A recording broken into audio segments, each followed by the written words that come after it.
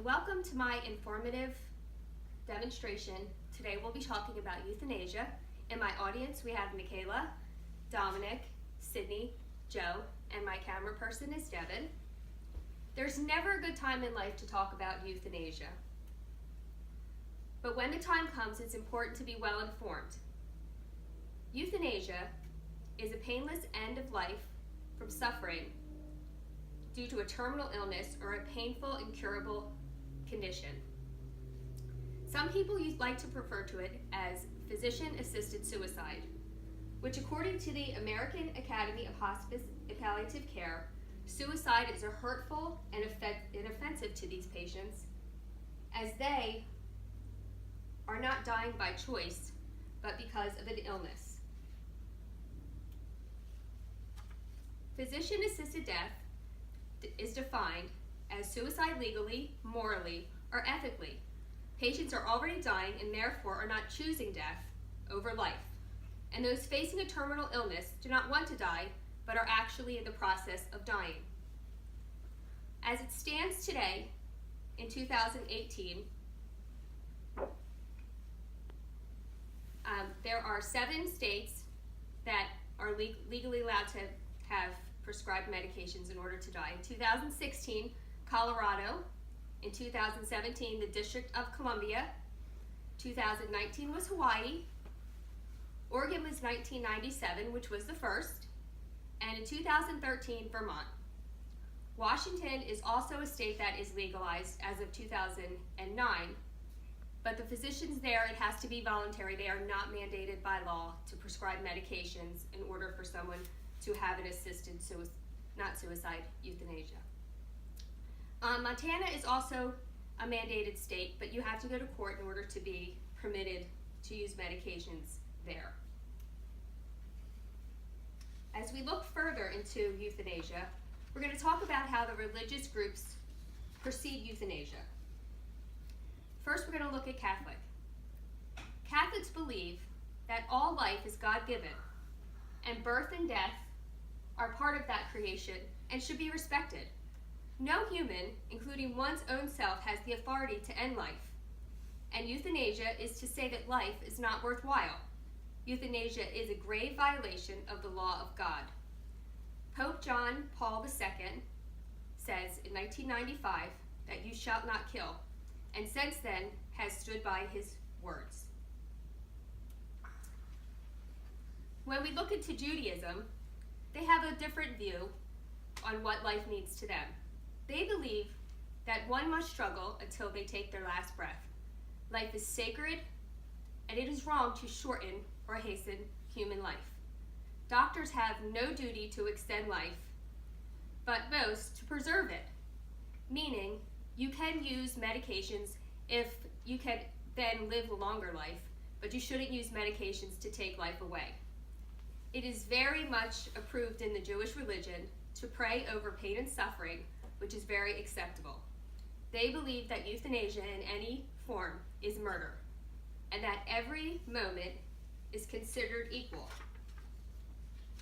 I'd like to share with you now a quick story about a rabbi from a passage in the Talmud that tells the story of Rabbi Chaninin ben Teradon, who was going to be burned alive by the Romans.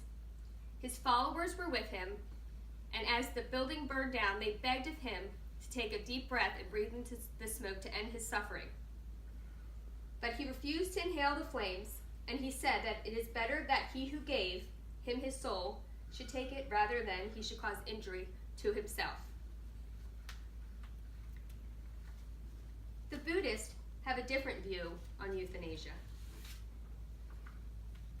They believe that euthanasia demonstrates that one is in a very bad state of mind. They believe that proper medications could persuade a person to be in the proper state of mind and no longer contemplate euthanasia. And also, they believe that anyone who helps in euthanasia, be a doctor or a nurse or even a pharmacist handing out medication, would be considered a helper. And once that helper assisted in the use of euthanasia, they would also be in a bad state of mind. Some Buddhist laws forbid it. They feel that death is a transitional phase, and that the way a life ends impacts how the new life begins, which is where karma comes from. The deceased person, after death, will be reborn into a new life, and the quality will return the karma of the life past. So if you are dying of a terminal illness such as cancer and you are suffering, and you do not let life take course as it should, then when you return to life as another being, then your life will again return with cancer. The second problem is that shortening life interferes with the working of everyone's karma, and the karmic balance is off, resulting in that shortening life. As we move on to the Hindus, they have a feeling similar to that of the Buddhists, but it's a little different. They believe that aiding an end of suffering is good because it's a moral obligation to help anyone who is enduring pain and suffering. But disturbing the timing of the cycle of death into rebirth is bad. Those involved will take the remaining karma of the patient. So not only would the patient then be ill in a second life, but the person assisting in the death would also take on the karma of the patient who has deceased. They feel that life support may be used for temporary healing, but not to keep a person alive with no chance of recovery. They also believe in a thing called the prano, which is a way of dying peacefully without food or water. An example of this would be the Saurabha.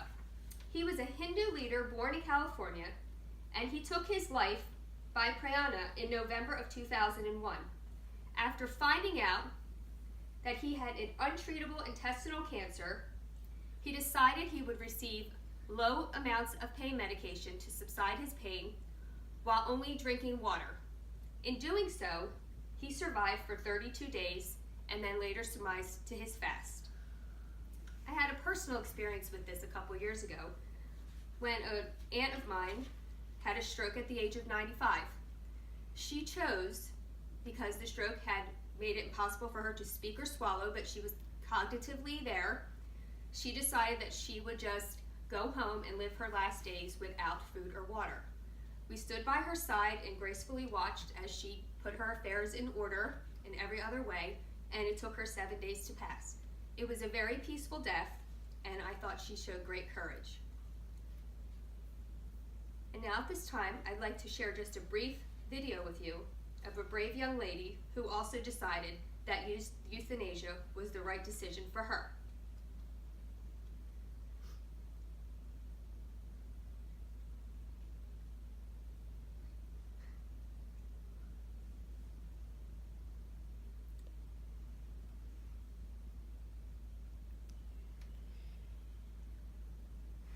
As we appear to be having some technical difficulties, I will just share Brittany's brief story with you.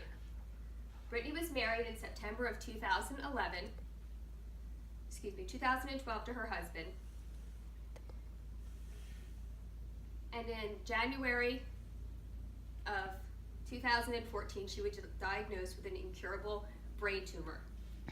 She decided with her family to move to a legal state of Oregon, where she would, along with her physician, take a lethal dose of medication and personally end her own life. She did not want to die at the age of 29, as she wanted to have a family with her husband, and that was her main goal. But she also didn't want her disease that she knew that would leave her incapable of making decisions on her own. She decided to end her life. And for that, I think she was quite brave. She became an internet and there she television goes. celebrity right before her death this weekend. She said her goal was... In ending my presentation today, I would just like to go on and say that I think that information is power. And the more that we know about death and dying, and the more that we know about the religious beliefs, if we've ever come up with a time when we're going to need to know these things, it's good to be educated. Thank you for coming today.